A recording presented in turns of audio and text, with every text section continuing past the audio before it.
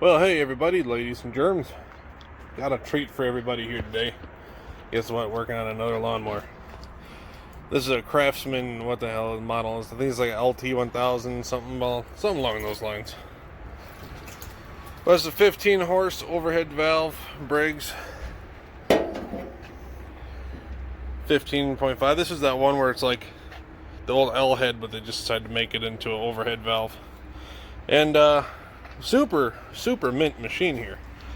Guy did a really good job taking care of it. All this dirt is from me test driving it and pushing it around. And sadly, we do have a blown head gasket.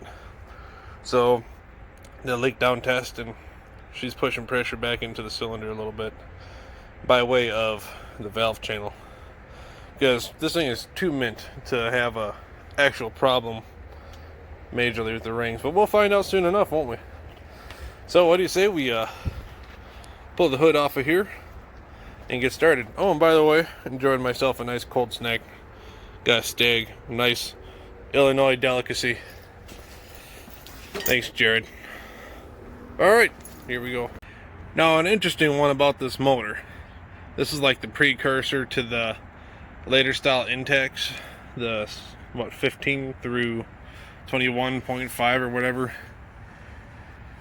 And a lot of times they share the same issues that you can notice when it has a blown head gasket or something of that sort. First off, it'll obviously smoke, but it'll also have oil coming out the bottom, because what's happening is it's pressurizing the crankcase and it's just forcing it out wherever it can get out of there. So usually out the breather, which now that I'm looking, breather hose isn't even attached. We'll fix that.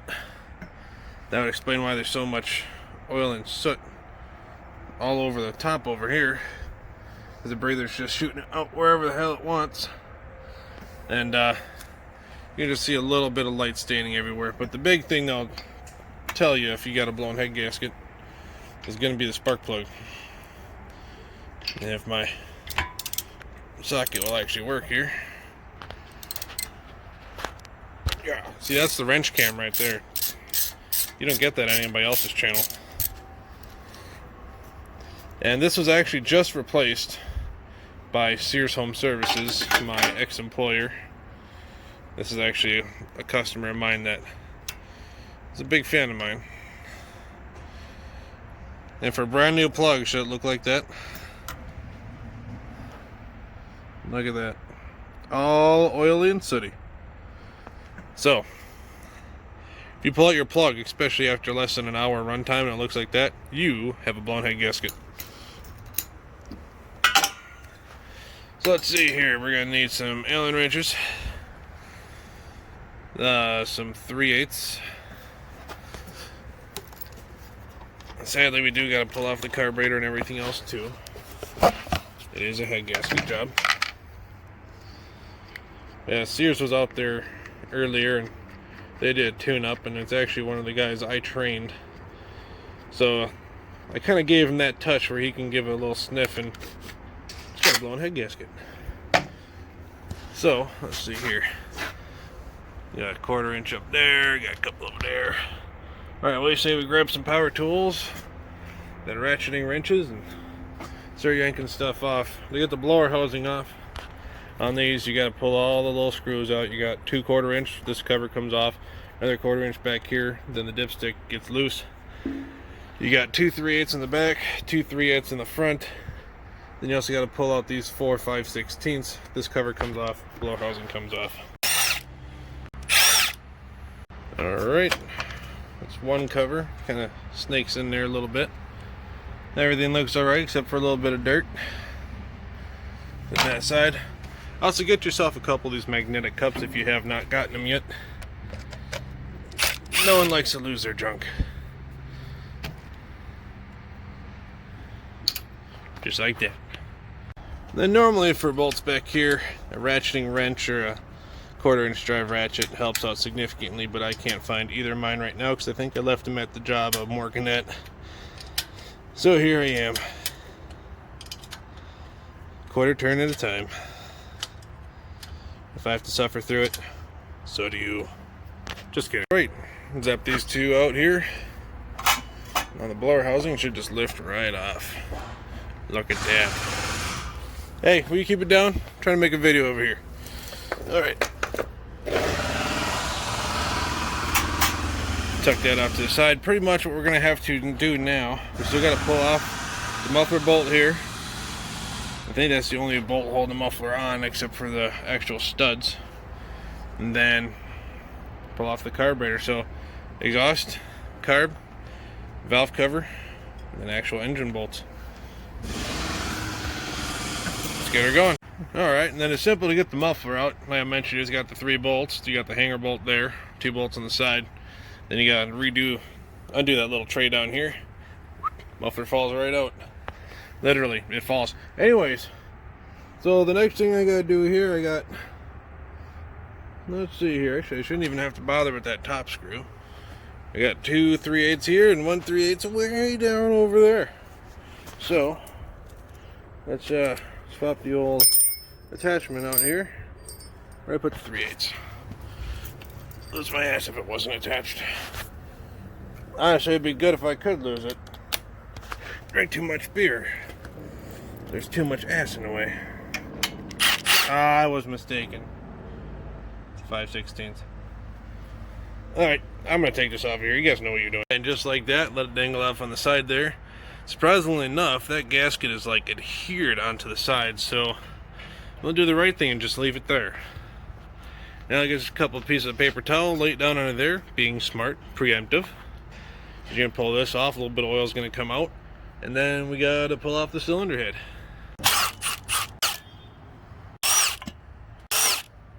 Alright. Nice and easy like. I'm going to set that over here on top of the tire to fall down and irritate me later. And look at that gasket. Didn't even rip or nothing. But everything inside here actually looks pretty darn kosher. I'll double check. We gotta double check that valve clearance when we're done. But we're gonna do the right thing and leave it exactly where it is, because I really don't want to mess with that for right now. So guess the next step is we'll pop those rockers off of there and start undoing the head bolts all the way around. And word of the not wise, remove these little caps off of here, because there's a strong chance you'll forget it, and then you'll set them down somewhere. Well, you'll set the head down somewhere, and those will just fall off. And then you go to reassemble, and motor's not going to last too long without those caps on there. But I can yank out the push rods, which look to be in good shape. And simple rule of thumb is aluminum for intake, steel for exhaust. Now let's start ripping out some head bolts. We got the Milwaukee set to old number 3. See if she has enough power. Oh yeah. They're almost too loose. I think that might be part of the problem.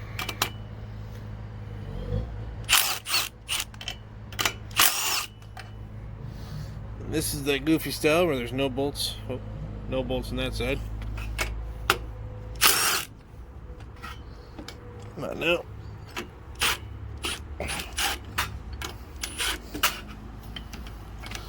Don't do this to me. There we go. Get off of there.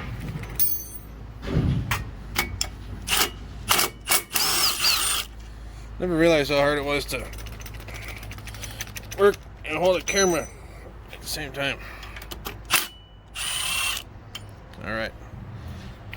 Now let's pop those bolts out of there, except for the ones already somehow launched across the garage here.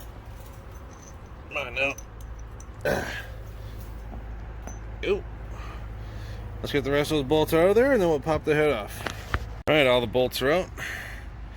Now I'm going to make my assumption with every overhead valve breaks where there's not that good of a clamp on this side between the cylinder and the valves. Right in there. She's blown out.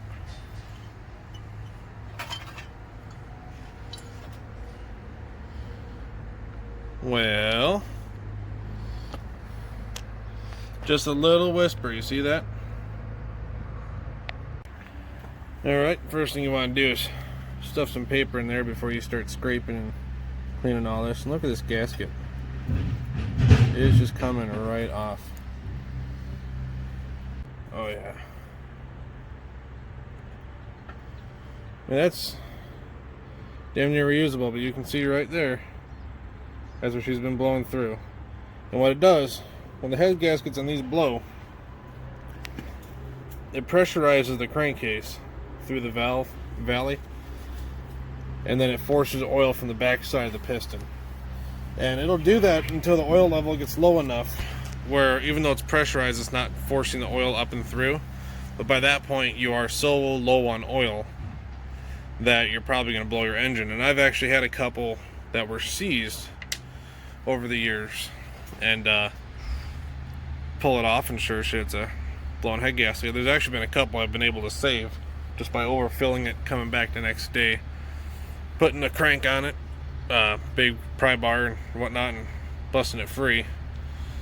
But most of the time they're pretty well pooched. So, and I think one thing we're gonna have to double check, make sure I got a gasket that is actually that style. If I don't, that'll be a problem. I got a lot of Briggs gaskets, but let's go double check. Strangely enough, would you keep it down? Thank you. Strangely enough, the part number supersedes to an Intech gasket, which I just so happen to have one laying around. So we got us a new head gasket to stab in there. Set that aside nice and careful like. Set that one somewhere else. And we'll get out the wire brushes and kind of start getting at it and cleaning it up. And we'll kind of clean off some of this other junk here that's on this piston. If you're already in there, you may as well clean up the carbon. And one thing to do when you're working on something like this and you're going to make a hell of a mess, just use as many paper towels as you want. The less mess you got to clean up because it's already absorbed into some paper towel, the better. And a little fun side story, I actually got kind of snarled at by my tech manager when I was working at Sears because of the fact I was going through so many paper towels. They actually thought I was taking them for myself. I mean, they're not wrong, but I use them profusely. That's why I actually buy them by the big roll now. This was actually about 1.5 feet diameter. Get them dirt cheap. So, biggest thing you want to do with this, gotta have either a, where did I put the can? There it is. Either some sort of carb cleaner or brake cleaner, some kind of solvent. Let me switch hands here. Uh-oh. Hey, don't want to. Alright. There's some kind of solvent. I'm gonna spritz it all down. And then you pull out your worn out old wire brush and start cleaning it up.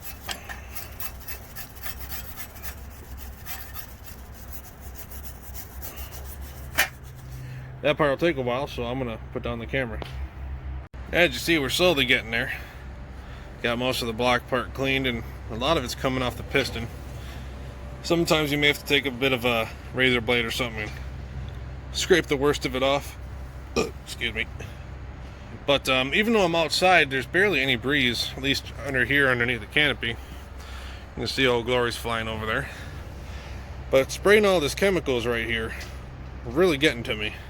So, never hurts to pull out a fan, even if you're working outside. Just keep fresh air moving on you, because you don't need to catch whatever this stuff's going to do. But I'm pretty sure breathing all this stuff in is going to kill any COVID I may have had.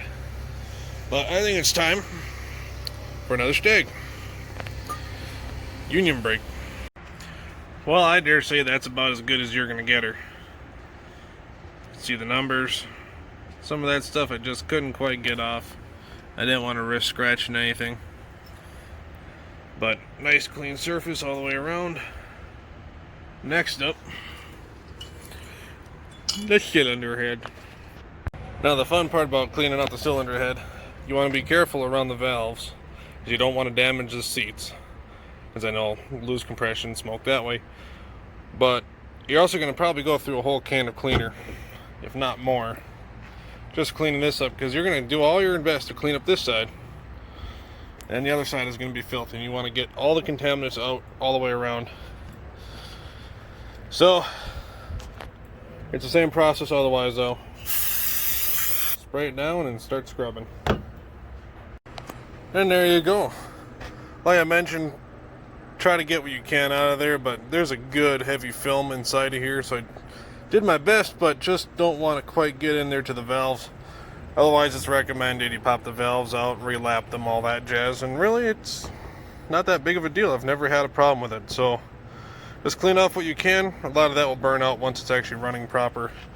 And then just give it a good once over with the carb cleaner, clean out all the jazz and junk and all that other nonsense.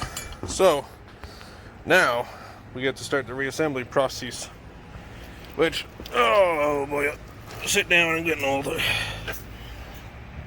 Biggest thing to start off with first, you get the pins in there. Well, let's actually yank that out of there. Stick them pins in there, and then get the gasket in place, and then start putting the head on. Well, now isn't that just a thing of beauty? Next thing to do, we're going to grab the cylinder head, stab it on there, and I already took the bolts, just gave them a quick cleaning, and they were already pretty damn clean to begin with. Sometimes you get them and they're all rusty and dirty. You want good clean bolts, and especially when you torque them down, it never hurts even just to put a dab of oil or WD-40 or something on there, just so they actually spin freely and torque. I've never had any problem with them coming loose afterwards, but I have had problems, especially with my trainee. If you would not oil them, you did run the risk of them actually breaking. So, without further ado, let's put the cylinder head on. What's interesting, I actually lent my torque wrench to a mouth breather friend of mine who has yet to actually return it. So I'm going to do the proper thing. I'm actually going to go get a new torque wrench. Normally I would say good enough is good enough. I'll goot and tight every other bolt, but when it comes to head bolts, I actually do go to proper torque spec. Maybe that's part of the reason why I've never had any problems with them. Maybe it's just because I'm so damn handsome. I don't know. My mom says I'm handsome. That's all that matters, right? Alright, so I'll get those all hand tight. And that's also the other thing too. If you can hand tighten your bolts all the way down, you're usually doing pretty good. If you have trouble getting them in there, you gotta use a ratchet to actually just get the bolts in to the point that they're snug. You really should pull them out, clean them, give them a dab of oil. So we're gonna do a road trip here. I don't know if I'm gonna take the bike, the Fairlane, or the truck, but we'll figure out which one I'm gonna take. And we'll go and pick us up a torque wrench. Forget that Harbor Freight bullshit. This is the place to go. Let's get back home. The old sporty 12 Honda. Ain't she a sweetheart?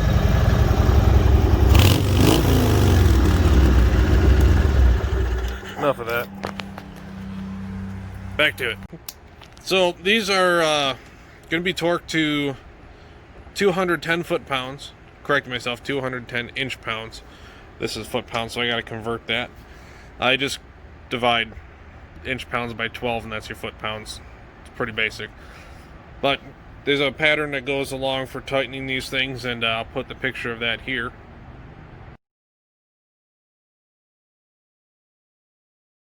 And pretty much you tighten it in 3 sets.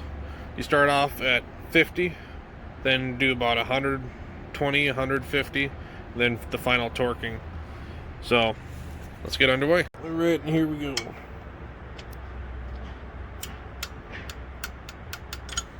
This is us just going to the 50.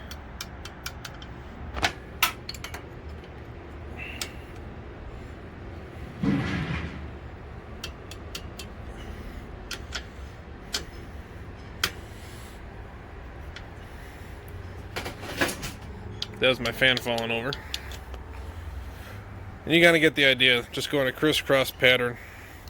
And if you actually Google it, pretty much for any engine you got, whether it's a Briggs or Kohler or whatever, it's very easy to find the recommended torquing pattern. But pretty much just crisscross and work your way around. Alright, and there we go. Torque to spec. Everything else I really don't care too much about torquing. And even on my own machines, I don't really pay too much attention to head bolts, just good and tight. When it's a customer machine, I'll actually do the proper torque spec. at least on the hood bolts, the head bolts. So pretty much the next thing to do now is just start reassembling everything. We got to put the push rods back in, get the caps back on, put the rocker arms back in place, check the clearance, reinstall the carburetor. I'm going to clean this mess up here and actually pop that back inside that hole there. And then we may just put a thin skim of Permatex on that gasket there, reattach it, because that thing didn't tear or nothing, came off spotless. So we might just do a very skim layer of reseal on there and send it. Yeah, clean out that spark plug hole a little bit, no big deal. We're getting there. Alright, did a quick check. I'll show it in a different video on how to do it, but exhaust is at 7, intake's at 5 for clearance. We're spot on where it needs to be. Got myself a quality champion spark plug. Let's get the valve cover back on it and start reassembling everything else. Well, I'll admit I'm kind of jumping ahead here a little bit. Didn't film the putting of everything back on, but it's the exact same as taking it off. Just putting the bolts back in to hold the muffler, carburetor. Got that hose back in place there for the breather, so then I won't have to worry about all this kind of crap coming back. And now I just got to put the bottom tray back up. And then what I'd like to do before I run it, and I got to put the rest of the shrouds back on and all that jazz. What I like to do before I actually fire it up for the first time, I only hand tighted, finger tighted the bolts with this because there's Permatex. I'll let that sit for at least a half hour, let it start to cure, and then I'll actually torque them down so it kind of solidifies slightly, so it actually kind of seals a little bit better. Personal preference, I don't know if it actually makes any difference, but it's what I do. But what I'd like to do before I actually fire it up and run it, I'm gonna get it off the jack stand so it's back to where it needs to be oil wise, and I'm gonna turn it over for at least about 30 seconds with no spark plug in, so it'll actually start pumping the oil inside and all that stuff.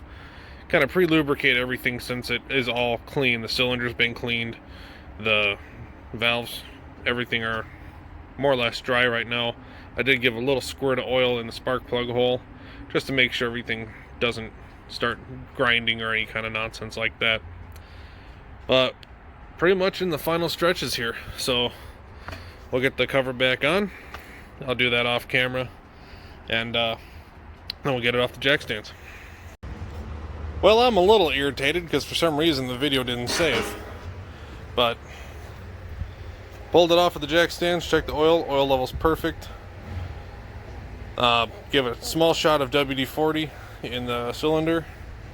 Actually, I already put oil in there too, it's extra lubricated. And turn it over for about 30 seconds. And it's been about a half hour since I, excuse me, since I put on the Permatex and put the cover on. So I gave that a little bit of a tightening as well. So, parking brake is on. Let's go full choke, see what happens.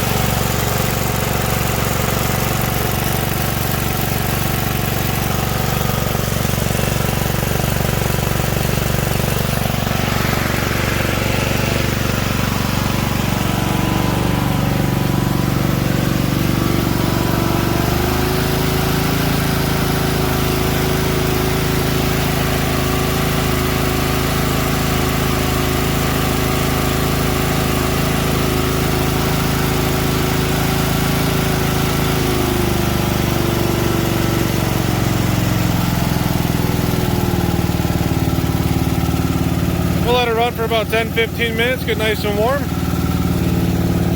And then I'll let it sit for about an hour. Fire it back up, we should be good to go.